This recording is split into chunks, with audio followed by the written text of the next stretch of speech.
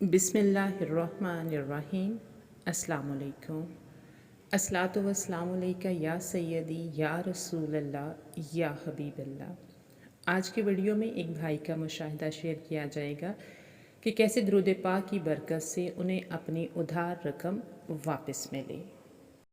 मुफ्ती मोहम्मद अमीन रहमतुल्लाह अलैह, जिन्होंने आबे कौसर किताब लिखी है, वो कहते हैं कि 9 जुलाई 2001 पीर के दिन सुबह 8 बजे मेरे पास मुफ्ती आबाद से अलहाज शेख मोहम्मद यासीन साहब आए और उन्होंने अपना मुशाहिदा मुझसे बयान किया कि मेरे मामू के किसी ने 10 लाख रुपए देने थे और वो देने से मुनकिर हो गया। मामू जान मेरे पास आए और कहा कि फ़लाँ शख्स मेरे 10 लाख रुपए देने से इनकारी हो गया है और मेरा कारोबार ठप हो गया था। बहुत जतन किए मगर वो पैसे नहीं देता था।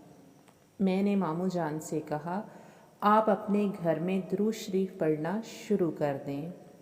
मामू जान ने अपने घर में अपने घर वालों के साथ मिलकर दुरूद शरीफ पढ़ना शुरू कर दिया और फिर 1 साल के बाद वो उधार देने वाला शख्स खुद आया और आधे पैसे देकर माफ़ी मांगकर चला गया और कहा कि मैं बाकी पैसे भी आपके 10-15 दिन के बाद दे दूंगा, और साथ ही ये कहने लगा कि कुछ अरसे से मुझे कोई चीज़ परेशान कर रही थी कि तुमने फ़लाँ शख्स के पैसे देने हैं, उसके पैसे अदा कर दो।